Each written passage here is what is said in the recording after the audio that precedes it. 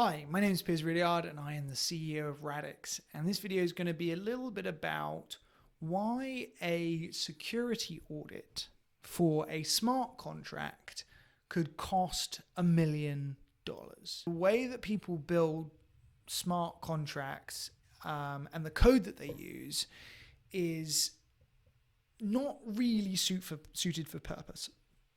Ethereum's language for programming is this language called Solidity, which is based on JavaScript. And the reason that they took that, or one of the reasons, is JavaScript is the most commonly used language in the world.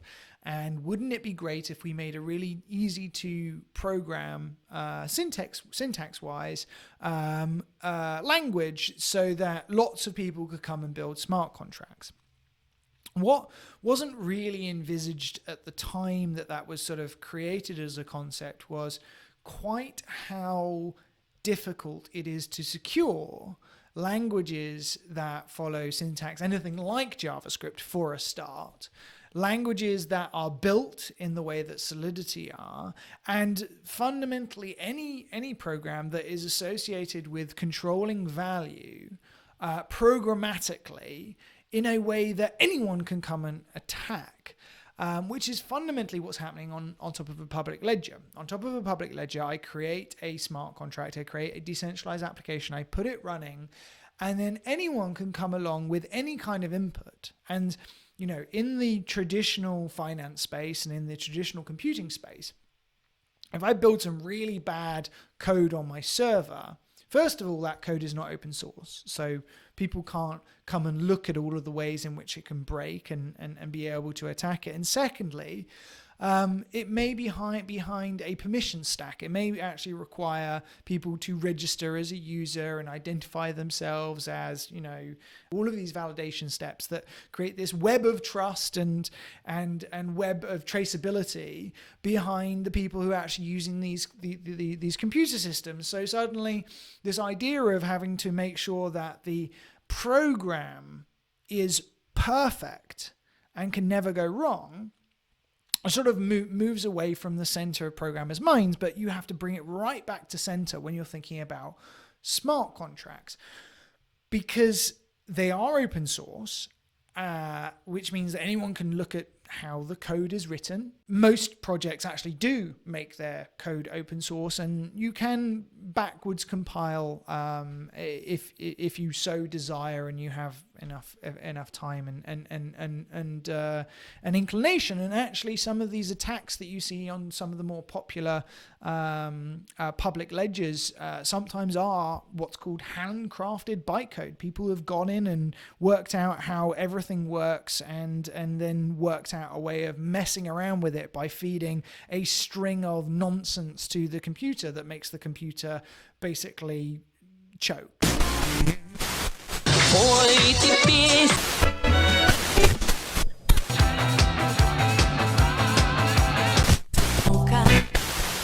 Fundamentally, you have to build with this idea that everything's going to be attacked. And that's a lot more difficult than it sounds, because the way that you build in a language like Solidity or any object-oriented language is you're kind of just saying, you've got a lot of logic statements that go, if this happens, then do that. And you can kind of just throw any inputs into that. Often these inputs are what's called unbounded. And so I expect the user to put a number between 1 and 100 into this input. Right. But have you made sure that the user can't put in negative numbers? And have you made sure that the user can't put in more than 100? And have you made sure this and that? And so you get all of this error handling code or ways in which you try and stop people doing stupid things.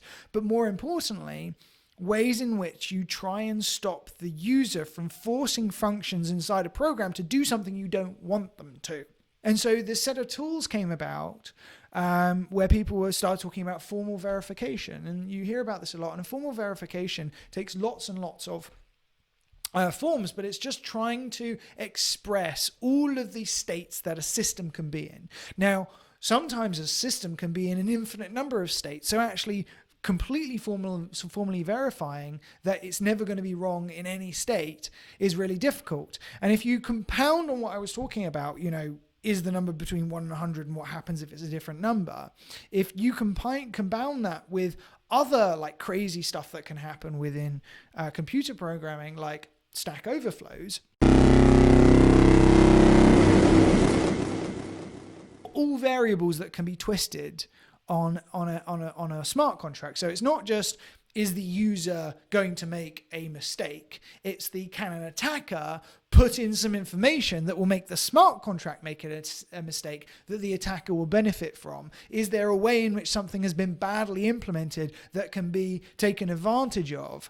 And suddenly you start to see the quite enormous task that is associated with building a decentralized finance application. Because not only do you want to build a decentralized finance application which is fundamentally secure and that you can't have money stolen from, you also have to make sure that not only can that happen because a user makes a mistake, but that can happen because an attacker who's sufficiently well who understands how the code works sufficiently well and is able to read this code in an attacker's mindset can come along and make it do things that you never meant it to do. So this is why a security audit for really complicated code that does lots of things can cost up to $1 million.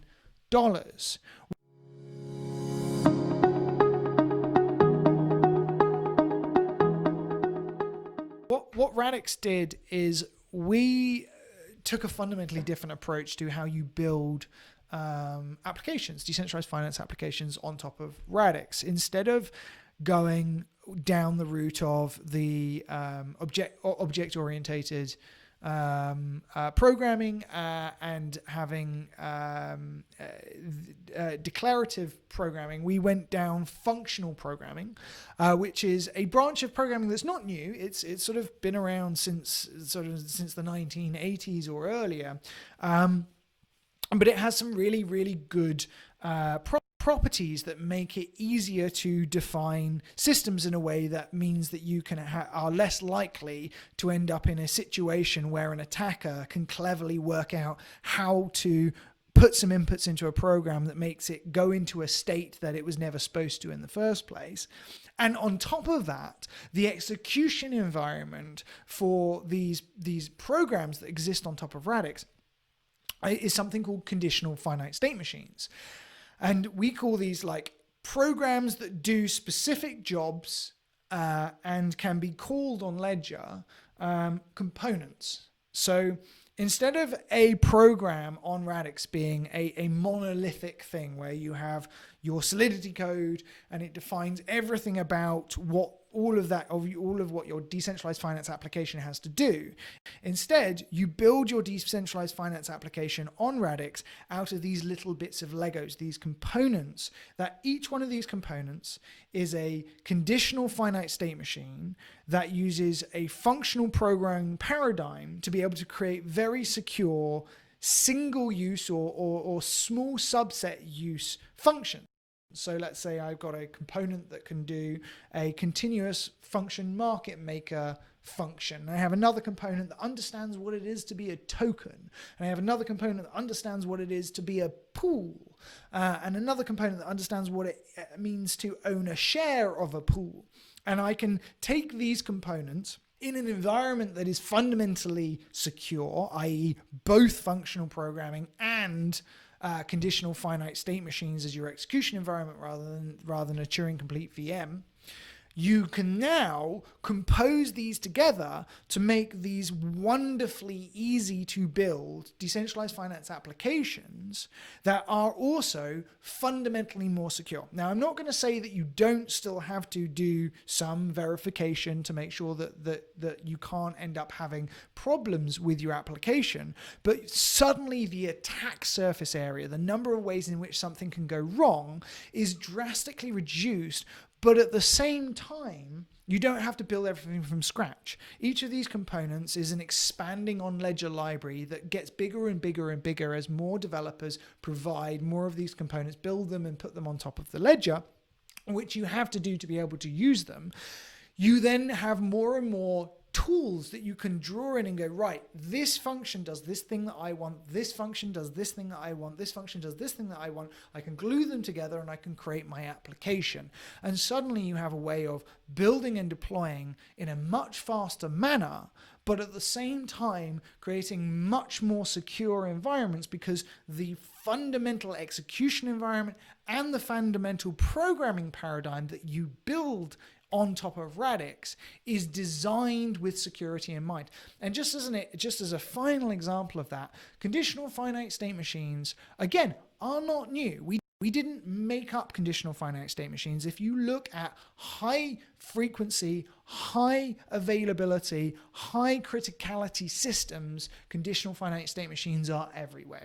If you look at how nuclear power station control systems are built, if you look at how fly-by-wire systems for aeroplanes are built, if you look at the way that traffic light systems are built, if you look at all of these high criticality systems and even transaction systems where you want true atomicity at the database level, conditional finite state machines are excellent ways of enforcing transactions that can happen in a way that is guaranteed to be much more secure.